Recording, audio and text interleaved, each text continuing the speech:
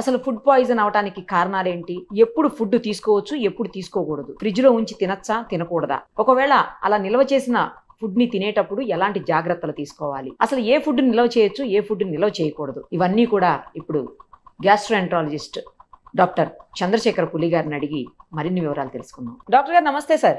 నమస్కారం. నమస్కారం డాక్టర్ గారు, ఒక విషయం చెప్పండి. మనం చూసాము అందరం, వనస్థలిపురంలో ఒక ఫ్యామిలీ ఈ రోజు వండుకున్నటువంటి మటన్ ని ఫ్రిడ్జ్ లో పెట్టి రేపు తినటం వల్ల ప్రాణాల మీదకు తెచ్చుకున్నారు. ఒకరు అందులో ఆర్టీసీలో కండక్టర్ గా పనిచేసినటువంటి వ్యక్తి, అతను చనిపోతే మిగతా 7 మంది కూడా సీరియస్ కండిషన్ లో డయేరియాతో బాధపడుతూ హాస్పిటలైజ్డ్, వాళ్ళ ఐసీయూలో చికిత్స పొందుతున్నారు. అయితే దాన్ని వేడి చేసి తిన్నారా, మామూలుగా తిన్నారా, ఇదంతా తెలియదు. కానీ మొత్తానికైతే వాళ్ళు తిన్న ఫుడ్ పాయిజన్ అయిందని చెప్పేసి మాత్రం డాక్టర్స్ చెప్పారు. అసలు ఏ ఫుడ్ తినొచ్చు, అలా ఫ్రిడ్జ్లో నిలవబెట్టి ఏది తినకూడదు, తినాలనుకున్నప్పుడు ఎలాంటి జాగ్రత్తలు తీసుకోవచ్చు, వీటి మీద కొంచెం వివరంగా చెప్పండి. సో చాలా మంచి పాయింట్ అండి. సో ఒకప్పుడు చిన్నప్పుడు మనకి ఫ్రిడ్జ్లు ఉండవు, ఏ రోజు కారు ఆ పూటకు ఫ్రెష్ గా వండుకొని తినేవాళ్ళు. అప్పుడు ప్రాబ్లమ్స్ చిన్నప్పుడు మనం చేసే ఫుడ్ ప్రాసెసింగ్, మన నాటుకోళ్ళు ఉన్నా గానీ అప్పటికప్పుడు పట్టుకుని వాటికి ఏమైనా ఇన్ఫెక్షన్స్ ఉంటాయేమో అని చెప్పి తాటేకులు కాల్చి దాన్ని కాల్చిన తర్వాత పసుపు అంటించి, అంటే పసుపు ఏంటి, యాంటీ డీకంటామినేషన్ బ్యాక్టీరియా,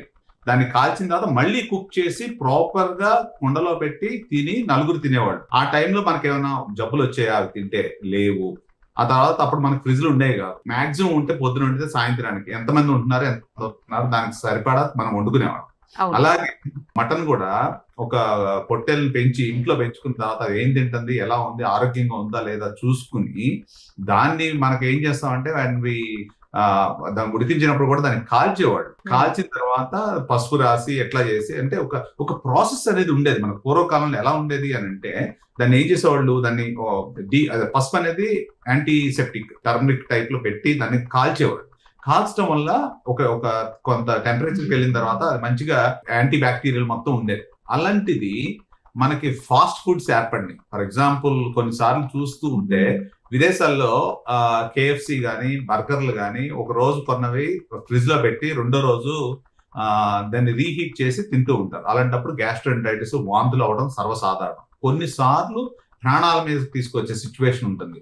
దీంట్లో ఎందువల్ల కొంతమందికి ప్రాణాలు కోల్పోతారు ఏంటి అని చూసుకుంటే, ఈ ల్యామ్ లో నుంచి వస్తుందా ఇన్ఫెక్షన్, లేకపోతే మనం స్టోరేజ్ చేసిన ఫ్రిడ్జ్ లో నుంచి వస్తుందా, లేకపోతే దాన్ని సరిగ్గా హీట్ చేయకపోవడం వల్ల వస్తుందా, ఈ 3 రకాలు చూసుకుంటే బేసికల్లీ ఏ టైప్ ఆఫ్, అంటే ఇప్పుడు మనం బయట ఒక అరటిపండు పెట్టాం అనుకోండి, దానికి ఫంగస్ పడుతుంది. అవును, కరెక్ట్. సో ఒక అన్నము ఇవాళ పొద్దున వండింది 2 రోజుల తర్వాత తీసుకుంటే అది కూడా మెత్తగా అయిపోయి అది రకమైన వాసన, వాటర్ అంతా వచ్చేసి, వాటర్ రాకుండా స్మెల్ కూడా వస్తుంది, మురిగిపోయిన స్మెల్. సో అందాక ఎందుకు మనం తీసుకునే ఫ్రూట్స్ దేన్నన్నా మురగబెడితే ఆల్కహాల్ కింద మారుతుంది. అంటే ప్రాసెస్ ఆఫ్ ఫెర్మెంటేషన్ దీనికి తోడ్పడుతుంది. దాంట్లో బ్యాక్టీరియా ఉంటుంది, ఫంగస్ ఉంటుంది, వేరియస్ ఫెర్మెంటేషన్ ప్రాసెస్ ఉంటుంది. అలాంటిది ఇప్పుడు చాలా మంది చేసేది ఏంటి అని అంటే, ఫ్రిడ్జ్ గురించి వెళ్దాం. ఫస్ట్ పాయింట్, ఫ్రిడ్జ్ అనేది వచ్చింది. ఫ్రిడ్జ్ వచ్చిన తర్వాత ఏం చేస్తాము, పాలు దాంట్లోనే ఉంటాయి, పెరుగు దాంట్లో ఉంటుంది, కూరగాయలు అందులోనే ఉంటాయి, కూరగాయలు అన్ని దాంట్లోనే ఉంటాయి. తర్వాత ఈ మధ్యన డాక్టర్ గారు ఈ ఏమంటారు, శనగపిండి, బియ్యం పిండి, లేకపోతే చపాతీ పిండి, ఇలాంటివి కూడా ఫ్రిడ్జ్ లో పెడుతున్నారా?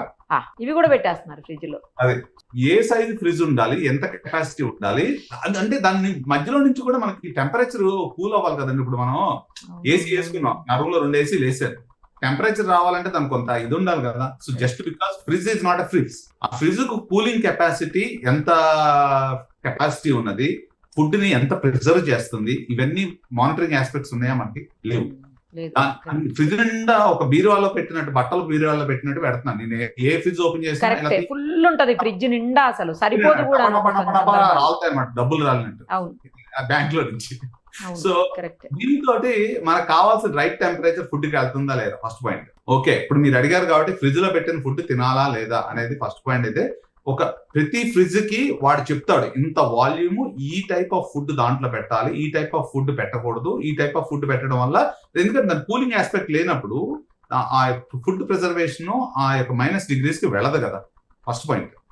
మీరు ఎన్నిసార్లు చూసింటారు ఫ్రిడ్జ్ లో తీస్తే వాటర్ బాటిల్ కూల్ అవ్వాలి, ఎంత టైం పడుతుంది చెప్పాలంటే. సో దానికి ఏంటి, ఫ్రిడ్జ్ లోపల సర్క్యులేషన్ అనేది ఉండాలి, ఆ టెంపరేచర్ అది ఉండదు. చాలా మంది ఎన్నో యుగాలుగా పెట్టిన వెన్న ఉంటుంది, మళ్ళీ తీస్తారు వెన్న, కొద్దిగా తీసి మళ్ళీ లోపల పెడతారు. అంటే ఏమవుతుంది, తీసుకున్న వెన్న బయట పెట్టినప్పుడు దానికి కావాల్సిన బ్యాక్టీరియా దాంతో పాటు తీసుకుపోతుంది లోపలికి. దాన్ని కవర్ చేస్తామో లేదో తెలియదు. అది లోపల ఎయిర్ సర్క్యులేట్ అయ్యి కూలింగ్ అప్పుడు తీసుకెళ్లి మనం ఉన్న మీట్ ఏదో ఉంటుంది కదా దాని మీద పెట్టేస్తూ ఉంటాం.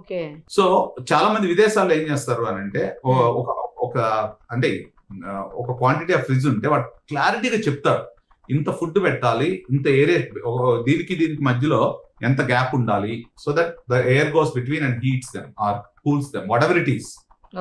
సో ఆ ఏరేషన్ ఆ సర్క్యులేషన్ లేనప్పుడు ఏమవుతుందంటే దీంట్లో ఉన్న బ్యాక్టీరియా మనం తీసి మళ్ళీ 100 సార్లు పెట్టింది ఒకదాని నుంచి ఒకదానికి ట్రాన్స్ఫర్ అవుతుంది. ట్రాన్స్ఫర్ అయినప్పుడు ఏమైపోతుంది అని అంటే ఆ యొక్క ఫుడ్ కి పట్టుకుంటుంది. So next point coming back to వండిన తర్వాత ఎంతసేపు తర్వాత ఫ్రిడ్జ్ లో పెట్టాలి. ఓకే, సో జనరల్ గా హోటల్స్ లో స్టార్ హోటల్స్ లో చూస్తే ఒకసారి కుక్ చేయగానే ఇమీడియట్ గా, ఇప్పుడు ఫర్ ఎగ్జాంపుల్ మీరు ఫ్లైట్ లో ఎక్కారనుకోండి, there is a food cycle అంటారు. నేను ఒక Singapore Airlines food processing unit చూసానండి, అసలు అద్భుతంగా ఉంది. ఒక ఫుడ్ ని పాయింట్ ఏ నుంచి తయారు చేసినప్పుడు పాయింట్ బి ఫ్లైట్ 12 గంటలు 24 గంటలు what ever it is transfer అయ్యి ఏ ఫుడ్ ఏ టెంపరేచర్ లో ఉండాలి, ఎంత వరకు ఉండాలి, ఎలా వెళ్ళాలి అనే దాని గురించి అన్ని వేల మందికి అన్ని వేల టన్నుల ఫుడ్ కుక్ చేసినప్పుడు what is the process involve, food ఎలా స్టోర్ చేయాలి, ఎలా ప్రాసెస్ చేయాలి, ఎంత ఇదిగా ఉండాలి, ఏ టైప్ ఆఫ్ ఫుడ్ ఉండాలి, అసలు అద్భుతంగా ఉందిలేండి. అసలు ప్రతి చోట ఆ యొక్క temperature, food chain temperature correct గా మెయింటైన్ చేస్తారు. సో ఫ్లైట్ లో తిన్న వాళ్ళకి అరుదుగా వాంతులు అవుతూ ఉంటాయి, అరగపోవడం వల్ల అవుతుంది. కానీ ఈ ఎక్కడన్నా కొన్ని చోట్ల కొన్ని ఎయిర్లైన్స్ కక్కుర్తిపడి అటు ఇటు చేయడం వల్ల, లేకపోతే ఫ్లైట్లు డిలే అవడం వల్ల దాన్ని కూడా ఫ్యాక్టరింగ్ చేసుకుంటారు వాళ్ళు. క్యాటరింగ్ కావాలంటే పడేస్తారు మంచి ఎయిర్లైన్స్ వాళ్ళు. కొంతమంది if they transfer differently that's another story. So next point ఏంటంటే వీళ్ళు ముందు రోజు వండిందో 2-4 రోజుల కిందటదో, లేకపోతే వీళ్ళు చుట్టాలింటికి వెళ్ళినప్పుడు మనకి ఏదో పాపం వెళ్తున్నారు కదా ఇంటికి వెళ్ళి ఏం వండుకుంటారులే అని చెప్పి పొద్దున వెళితే బోనాలు ఇంపార్టెంట్. ఇక ద పాయింట్ బోనాలు ఇక్కడ. ఓకే, అత్తగారింటికి వెళ్దామో మామగారింటికి వెళ్దామో లేకపోతే అమ్మగారింటికి వెళ్ళడం అవుతుంది. మా అమ్మాయి కష్టపడద్దని చెప్పేసి పొద్దున వండిన బోనాలు సాయంత్రానికి టిఫిన్ లో కడితే వీళ్ళు అక్కడి నుంచి వచ్చి ఫ్రిడ్జ్ లో పెట్టుకొని నెక్స్ట్ రోజు 3 రోజులు సరిపడా మళ్ళీ ఏం వండుతాంలే అని చెప్పి. So if you look at it, ఏ రోజు జరిగింది నాకు తెలియదు. ఎప్పుడు జరిగిందండి ఇది? సండే రోజు బోనాల సందర్భంగా వండుకున్నారంట ఇంట్లో, దాన్ని మండే రోజు తిన్నారండి. చూసాను ఎలా చెప్తాను నేను, ఈ పాయింట్ నాకు తెలియదు, but I felt that is what the problem is. So actually Bonalu పొద్దున వండుంటే ఆ యొక్క టెంపరేచర్ డీఫ్రీజ్ అయిపోయి ఉంటది. బోనాల సందర్భంగా మటన్ వండుకున్నారండి, కానీ ఇప్పుడు ఏదైనా ఫుడ్ ఉన్నది విత్ ఇన్ 3 hours లో ఫ్రిడ్జ్ లో పెట్టుకోవాలి, లేకపోతే you get infection. With in 3 hours లో పెట్టాలా? అది point. So with in 3 hours లో పెట్టాలి. తర్వాత ట్రాన్స్ఫరింగ్ పాయింట్ పట్టుకొచ్చేటప్పుడు దాంట్లో బ్యాక్టీరియల్ ఇన్ఫెక్షన్స్, తర్వాత తీసుకొచ్చి ఫ్రిడ్జ్ లో పెట్టిన ప్రాసెస్, తర్వాత ఏ రకంగా మళ్ళీ రీహీట్ చేశారు అనేది కూడా చాలా ఇంపార్టెంట్. ఇప్పుడు దీంట్లో ఇప్పుడు ఏమవుతుంది, నేను ఇందాక ఏమన్నాను, సో ఏదన్నా మనం ఫ్రూట్స్ నే మనం ఫెర్మెంట్ చేస్తే దాన్ని వేరే రకంగా తయారవుతుందని చెప్పాను పాయింట్ ఇక్కడ. సో దీంట్లో ఏమైపోతుంది అని అంటే తీసుకొచ్చిన ఫుడ్ కొంచెంసేపు బయట పెట్టిన తర్వాత మోస్ట్ లైక్లీ అదే ఉంటది, తర్వాత ఫ్రిడ్జ్ లో పెట్టుంటారు.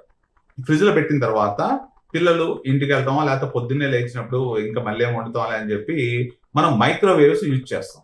Microwave heating is one of the most dangerous. మీరు ఎప్పుడన్నా హడావిడిగా మైక్రోవేవ్ హీట్ చేసినప్పుడు అవుటర్ సైడ్ హీట్ ఉంటుంది, మధ్యలోకి వెళ్ళేసరికి మామూలుగా అంత హీట్ అవుతుంది. నోటీస్ చేశారు మీరు? సో ఇక్కడ మైక్రోవేవ్ లో ఏంటంటే దాంట్లో ఎలక్ట్రోమాగ్నెటిక్ ఎనర్జీ యూజ్ చేయడం వల్ల అదేమంటే కొద్దిగా నీళ్లు ఉంటే దాన్ని షేక్ చేసి that's how the heat is generated in the food. So అది కొంత టైం అనేది ఇవ్వాలి లోపల వరకు వెళ్ళడానికి. సో వీళ్ళు ఏం చేస్తారు, 2 నిమిషాలు వాట్ ఎవర్ ఇట్ ఈస్ పెడతారు. అదేమవుతుంది, డీఫ్రీజ్ అయిందో లేకపోతే నార్మల్ గా ఉన్నదో మొత్తం అంతా యూనిఫామ్ గా హీట్ అయిపోయేసరికి ఏమవుతుంది, లోపల ఆల్రెడీ బ్యాక్టీరియా ఉన్నది కదా మన ట్రాన్స్ఫర్ ప్రాసెస్ లో, లేకపోతే మన ఫ్రిడ్జ్ లో ఉన్న దాన్ని వెన్న మీద నుంచి ఒక దాని మీద దూకుండొచ్చు. సో అప్పుడు ఏమవుతుందంటే కొన్ని బ్యాక్టీరియా కొన్ని టెంపరేచర్ లో లెగిస్తాయి అనమాట, అమ్మ బాహుబలి అని లెగిస్తాయి అనమాట. సో దీంట్లో 3-4 రకాల ఇన్ఫెక్షన్స్ ఉంటాయి. ఒకటి స్టెఫలోకోకస్ ఇన్ఫెక్షన్, టాక్సిన్ రిలేటెడ్ ఉంటాయి, అది తినంగానే వాంతులు అవుతాయి. First point.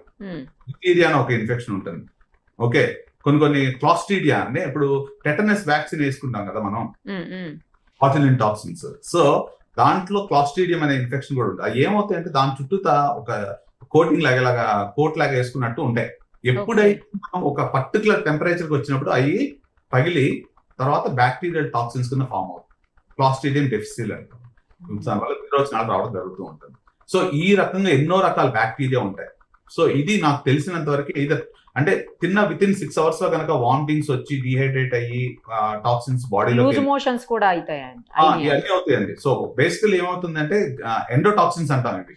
ఒక్కసారిగా బీట్లు పడిపోయి ఫీవర్ వచ్చి వామిటింగ్స్ డయరీ ఇవన్నీ వస్తాయి. అదేంటంటే టాక్సిన్ రిలేటెడ్ ఇన్ఫెక్షన్. అలా కాకుండా కొన్ని గంటలు లేకపోతే ఒక రోజు తర్వాత జరిగింది అనుకోండి, అప్పుడు ఏమవుతుంది లోపలికి వెళ్ళిన తర్వాత అప్పుడు ఇన్ఫెక్ట్ అవుతుంది మోస్ట్ లైక్లీ. ఇంకా కొంచెం టైం తీసుకుంటుంది అన్నట్టు. ఎందుకంటే లోపలికి వెళ్ళి మళ్ళీ రెప్లికేట్ అవ్వాలి. సో మూడో ఫ్యాక్టర్ తీసుకుంటే మోస్ట్ ఇంపార్టెంట్, ఇప్పుడు నాకే diabetes, heart attack, kidney problems ఉన్నాయి అనుకోండి, నాకు అలాంటి ప్రాబ్లం వచ్చిందంటే I deteriorate very quickly and end up in some other place. మీకు అర్థమైంది? అంటే బాడీ ఇమ్యూనిటీ కూడా ఉండాలి కదా. అవునులేండి. ఒకరికి తేడా ఉంటుంది కదా, ఒకరికి రియాక్ట్ అయినట్టు ఇంకో ఆ బాడీ ఇంకొకరికి చాలా మంది అడుగుతారు, అందరూ ఒకటే తిన్నాం, అదే నాకు అదే డౌట్. రాలేదు, అందరూ ఒకటే తిన్నారు కదా, ఒక అతను చనిపోయాడు, మిగతా 7 హాస్పిటలైజ్డ్ సీరియస్ కండిషన్. ఎందుకంటే చాలా మంది చెప్పేది ఏంటంటే, సార్ అందరూ ఒకటే ఫుడ్ తిన్నాము, మా అబ్బాయికి వచ్చింది నాకు రాలేదు ఏంటంటే, ఓకే మీ అబ్బాయి వేసుకు వచ్చేస్తే మీకు కూడా రాదని చెప్తా. So it's all body immunity. So 2 factors ఉంటాయి. ఓకే, ఒకటే స్కూల్కి వెళ్తారు, ఒకటే పుస్తకం చదువుతారు, వాడు పాస్ అవుతాడు, వాడు ఫెయిల్ అవుతాడు. ఎందుకని? మనిషికి తేడా వచ్చేస్తుంది. ఎగ్జాక్ట్లీ. సో అలాగే ఇది ఒక మనిషికి అతనికి అండర్లైన్ కార్డియా ఇష్యూస్ ఏమున్నాయో నాకు తెలీదు, comorbidities. So that's one of the things. So నేను జనాలకు చెప్పదలిసింది ఏంటంటే, అప్పుడు అడుగుతారు, డాక్టర్ గారు చెప్తున్నారు ఈయన ఫ్రిడ్జ్ లో పెట్టుకోవడా అనేది క్వశ్చన్ ఒకటి. ఎట్లాంటి తింటాడు? సరే ఈయన ఇవన్నీ చెప్తున్నాడు, బాగానే ఉంది. Swiggy most important point. Swiggy అంటే ఇప్పుడు ఎక్కడో తయారు చేస్తారు, ఎవరో డెలివరీ చేస్తారు, మళ్ళీ ఇంట్లోకి వచ్చిన తర్వాత రీహీట్ చేసి తింటాం. So I'm not just only covering fridge లో పెట్టిన ఫుడ్ ఒకటే కాకుండా, అదొక పాయింట్. రెండో పాయింట్ ఏంటంటే, మీరు తెచ్చుకున్న ప్లేస్ లో నుంచి హీట్ చేశారా లేదా అనేది రెండో పాయింట్. ఇప్పుడు ఫర్ ఎగ్జాంపుల్ మీరు స్విగ్గీలో ఆర్డర్ చేసినప్పుడు రిపీటబుల్ ఆర్గనైజేషన్ తెప్పించుకున్నాను కాబట్టి తింటారు, మీరు బాగానే ఉంటుంది. కొంతమందికి ఏమవుతుంది, ఏదో నార్మల్ గా తక్కువ దొరుకుతుంది కదనో, లేకపోతే ఏదోనో, లేకపోతే అక్కడ పని చేసేవాడు ఎలా చేస్తాను. నేను I don't want mention something. నేను ఈ దేశం వచ్చినప్పుడు ఒకసారి చూశానండి, నా కళ్ళ ముందు నిజంగా ఎప్పటికీ బాధేస్తుంది. I'm not saying which place it is.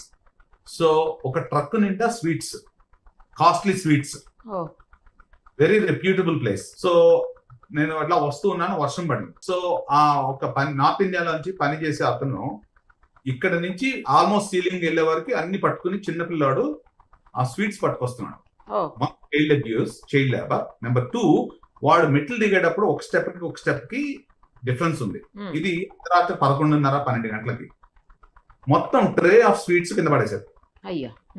వర్షం ఉంది ఆ కార్నర్ లో. సో ఆన్ టైం డెలివరీ ఇవ్వాలి. నేను అక్కడే ఉండి ఏం జరుగుతుందా అని చూసా. టక్క ఎత్తేసి మళ్ళీ ఆ ట్రేలో పెట్టేసి ఆ వ్యాన్ లో పెట్టేసి, ఈ ఎప్పటి నుంచో చెప్దామా వద్దా, ఎందుకు నేను జనాలందరూ భయపడతారని నేను చెప్పలేదు. కానీ ఈ రోజుకి నాకు కళ్ళమిటే అది నిజంగా పాపం. అది ఐ థింక్ వాళ్ళ పెళ్లికి డెలివరీ అవుతున్నాయేమో నాకు తెలిసి ఆ ఫుడ్. అలా అని సోషల్ రెస్పాన్సిబిలిటీ మీద should I complain or should I keep my mouth shut? So ఇది జరిగి 3 సంవత్సరాల బ్యాక్ జరిగింది. నేను అప్పుడే వచ్చాను కానీ విదేశాల నుంచి, కొద్దిగా నాకు బాధ అనిపించింది. బట్ ఇట్ ఈస్ ఈ రోజుకి నా కళ్ళ ముందు అంటే ఇప్పుడు నా పాయింట్ అక్కడ 3 రకాలుగా ఆలోచించాను. ఇప్పుడు ఏంటి, ఆన్ టైం డెలివరీ అవ్వకపోతే ఆ మేనేజర్ గారి ప్రాబ్లము, లేకపోతే ఇది ఎవరు ఆర్గనైజేషన్ వాళ్ళు ఆ స్వీట్స్ ఇవ్వలేదంటే ఈ పిల్లోడి మీద వాడు ఎంత కట్టగలరు? డెలివరీ బాయ్ మీద కూడా ఎఫెక్ట్ అవుతుంది. డెలివరీ బాయ్ కదండి, అది యాక్చువల్లీ ఒక పెద్ద స్వీట్ షాప్ లో నుంచి ట్రాన్స్ఫరింగ్ ఇంటది ద హోల్ ట్రక్, చాలా లార్జ్ క్వాంటిటీ ఆఫ్ స్వీట్స్. అవి కూడా ఆల్మోస్ట్ 7 trays ఆఫ్ స్వీట్స్ కింద పడిపోయింది. టక్క పెట్టేశారండి దాంట్లో. డాక్టర్ గారు నాకు ఒక విషయం చెప్పండి. ఇప్పుడు 2-3 డౌట్స్ ఉన్నాయి ఈ విషయంలో. ఒకటి ఏంటంటే, అసలు ఏ ఫుడ్ ని హీట్ చేసి తినొచ్చు, ఏ ఫుడ్ ని అసలు వండిన ఆహారాన్ని ఒకసారి డైరెక్ట్ గా తినటం బెటరా, లేకపోతే దాన్ని ఫ్రిడ్జ్ లో పెట్టుకుని లేకపోతే పక్కన పెట్టుకుని మళ్ళీ హీట్ చేస్తుంటారు కొంతమంది. ఇప్పుడు పప్పుచారు, సాంబారు ఇలాంటివి మార్నింగ్ వండినవి కూడా సాయంత్రం నైట్ లో తినేటప్పుడు ఖచ్చితంగా వేడి చేసి తింటూ ఉంటారు కొంతమంది. అది ఫ్రిడ్జ్ లో పెట్టినా పెట్టకున్నా కూడా అలా రీహీట్ చేయడం అనేది కరెక్ట్ కాదు అని విన్నాను నేను. అది multiple reheating is not good, because దాంట్లో ఉన్న బ్యాక్టీరియాని ఏదైతే షెల్స్ ఉన్నాయో దాన్ని స్టిమ్యులేట్ చేస్తూ ఉంటాము. సో ఎస్పెషల్లీ రైస్ ఐటమ్స్, నేను చాలా మంది ఇప్పుడు ఎస్పెషల్లీ ఈ సీజన్ మాన్సూన్ సీజన్ లో వాటర్ కంటామినేషన్ ఉంటుందండి. సో వచ్చిన వాటర్ వీళ్ళు యాడ్ చేసిన వాటర్ మళ్ళీ రీహీట్ చేసినప్పుడు, వాటర్ హీట్ చేసినప్పుడు దాని నుంచి వచ్చిన బ్యాక్టీరియా రియాక్టివేట్ అవడము. నాకు ఈ 1 week 10 days నుంచి చాలా మంది వామిటింగ్, గ్యాస్ట్రోఎంటరైటిస్ ఇలాంటి ఫీవర్ తోటి వచ్చిన వాళ్ళు చాలా మంది ఉన్నారు. సో మీరు చెప్తున్న పాయింట్ లో 7 ఎఫెక్ట్ అయ్యారు కాబట్టి I believe it is because of the reheated meet అని నేను అనుకుంటున్నాను. నేను సో కానీ జనరల్ గా ఈ వారం రోజులు 10 రోజుల నుంచి average gastric patients from gastritis, vomiting నా దగ్గర అడ్మిట్ అయిన చాలా మంది ఉన్నారు. సో సో రీహీట్ చేయడం అనేది కరెక్ట్ కాదు అయితే. రీహీట్ చేయడం కరెక్ట్ కాదు. సో వాళ్ళు కూడా జనాలు ఏమనుకుంటారంటే సరే రీహీట్ చేయకపోతే వాట్ ఈస్ అంటే ఎలా కుదురుతుంది మనం ఉన్న బిజీ లైఫ్ లోకి, పొద్దున వెళ్ళి మళ్ళీ వండుకోవడం, సాయంత్రం లైఫ్ ఒక వైఫ్ అండ్ హస్బెండ్ ఉంటే ఒకళ్ళు ఇంట్లో కూర్చొని వండాలా అనేది క్వశ్చన్. సో విదేశాల్లో కూడా రీహీట్ చేసుకుని తింటారు కదా. సో ఇవన్నీ చాలా పాయింట్స్ వస్తూ ఉంటాయి. So what I really suggest is, నువ్వు ఎంత క్వాంటిటీ తినాలనుకున్నావో అంత క్వాంటిటీ పక్క తీసి you put that with in 3 to 4 hours recommended టైంలో మీరు ఫ్రిడ్జ్ లో పెట్టుకోవాలి. తర్వాత బయటికి తీసినప్పుడు నేను చెప్పాను చూసారు ఇంత అక్కడ ఎంత టెంపరేచర్ వరకు తీసుకెళ్ళాలి. ఇప్పుడు మీరు చాలా సార్లు నోటీస్ చేస్తుంటారు మైక్రోవేవ్ పెట్టినప్పుడు ఓన్లీ ఆ బయట వరకే హీట్ అవుతుంది, మధ్యలో ఉన్నది అంటే హీట్. మైక్రోవేవ్ వదిలేద్దామండి కొంతసేపు, ఓవెన్ లో అందరూ బెటర్ కాబట్టి నార్మల్ స్టవ్ మీద చెప్పండి మీరు. స్టవ్ మీద కూడా ఎలా ఉండాలంటే అది టెంపరేచర్ కొంతవరకు రీచ్ అవ్వాలి. టెంపరేచర్ అంతవరకు రీచ్ అవ్వాలి అంటే మళ్ళీ నూనె పోసుకోవాల్సి వస్తుంది, మళ్ళీ వాటర్ పోసుకోవాల్సి వస్తుంది. ఇలాంటి అంత టైం ఇస్తారా లేదా, మొత్తం అంత ఫుడ్ అంతా హీట్ అయ్యేంత టైం ఇస్తారా లేదా, these are the other things. Stove మీద నాకు తెలిసినంత వరకు రీహీటింగ్ ప్రాసెస్ చాలా తక్కువ మంది చేస్తారేమో నా ఉద్దేశం. ఎందుకు అని అంటే రీహీట్ చేసిన అంత టెంపరేచర్ వరకు మొత్తం ఫుడ్ అంతా అంత టెంపరేచర్ వరకు తీసుకెళ్ళాలి. నాకు తెలిసి నాట్ ఓన్లీ జస్ట్ మీట్, ఇక్కడ బిర్యానీ ఏదో అయి ఉంటుంది నాకు తెలిసి. ఏ టైప్ ఆఫ్ మీట్ తిన్నారండి వాళ్ళు? అది మటన్ అంటండి. ఓన్లీ మటన్ అయినా? Only mutton. ఓకే. సో నాకు తెలిసినంత వరకు ఆ టెంపరేచర్ కూడా రైట్ టెంపరేచర్ తీసుకెళ్ళి ఉండరు. కొన్నిసార్లు ఏమవుతుంది, రైట్ టెంపరేచర్ తీసుకెళ్ళినా క్లాస్ట్రీడియం ఈ బ్యాక్టీరియా ఉంటుంది కదా, అది నార్మల్ గా షెల్ ఉంటుంది అన్నమాట. ఆ షెల్ బ్రేక్ అవుతుంది once you reach to certain temperature, then it will all cause that. So నాకు తెలిసినంత వరకు ఒక ప్రాసెస్ ఆఫ్ ట్రాన్స్ఫర్ కానీ, ప్రాసెస్ ఆఫ్ యాక్చువల్లీ ఫ్రిడ్జ్ లో పెట్టే టైం కానీ ఇవన్నీ జరిగి ఉంటాయి నాకు తెలిసి. That is why it has become like that. So నేను జనాలకు చెప్పాల్సిన మెసేజ్ ఏంటంటే మాక్సిమం ఎంతవరకు కావాలో అంతవరకు చేసుకోండి. ఈవినింగ్ మీల్స్ లైట్ గా తీసుకోండి, ఎందుకంటే చాలా మంది gas problems heavy evening meals వల్ల వస్తుంది. కానీ మనం ఎందుకు ఈవినింగ్ టైం ఎక్కువ తింటాం అని అంటే ఫ్యామిలీ అందరూ ఉంటారు, నలుగురితో కూర్చొని టేబుల్ మీద కూర్చొని తినొచ్చు అన్న రిలాక్స్డ్ గా ఉంటారు. ఈవినింగ్ పనులన్నీ అయిపోతాయి, రిలాక్స్ కొంచెం తింటారు ఎక్కువ.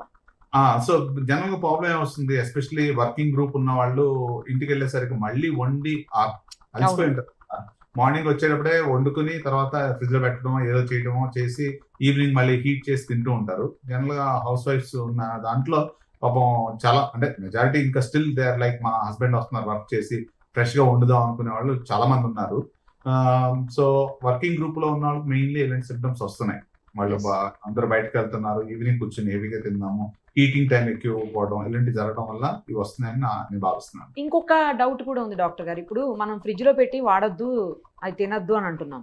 మరి మిల్క్ లాంటివి, కర్డ్ లాంటివి కంపల్సరీ ఫ్రిడ్జ్ లోనే పెట్టాలి, లేకపోతే మిల్క్ ఫ్రిడ్జ్ లో పెట్టకపోతే పాడైపోతుంది. పెరుగు కూడా సేమ్ పరిస్థితి, ఫ్రిడ్జ్ లో పెట్టలేదు అనుకోండి పుల్లగా అయిపోతుంది, అది తినలేనటువంటి సిచ్యుయేషన్ ఉంటుంది. మరి అలాంటి వాటి పరిస్థితి ఏంటి? ఎగ్జాక్ట్లీ, చాలా మంచి పాయింట్ చెప్పారు. నా పర్సనల్ ఎగ్జాంపుల్ చెప్తాను. సో విదేశాల్లో మిల్క్ యావరేజ్ గా దాని మీద ఎక్స్పైరీ టైం ఉంటుంది 3 to 4 days. అది pasteurised, they also add some pasteurised chemicals to maintain certain preservation. ఆ టైం అయిపోయిన తర్వాత కంపల్సరీ పారేయాలి. 3 days ఉంటుంది ఎంతో మాక్సిమం. ఇక్కడ వచ్చిన తర్వాత 1 day, కొన్నిటికి 2 days ఉంటుంది సార్, కొన్నిటికి 1 day ఓన్లీ. అంత ఎక్కువ ఉండట్లేదండి నాకు తెలిసి. మనం కొద్ది ఇంకా మిల్క్ ప్రొడక్షన్ ఎక్కువ ఉంటుంది కానీ మనకి. సో నా ఉద్దేశం ప్రకారము సాయంత్రం కల్లా పెరుగు చేసుకుని దాన్ని మనం ఏం చేసేవాళ్ళం, పొద్దున్న పాలు వస్తే సాయంత్రాన్ని పెరుగు చేసుకుని నెక్స్ట్ రోజు తినేసి అయిపోతుంది. అవును, నాట్ డూయింగ్ లైక్ దట్.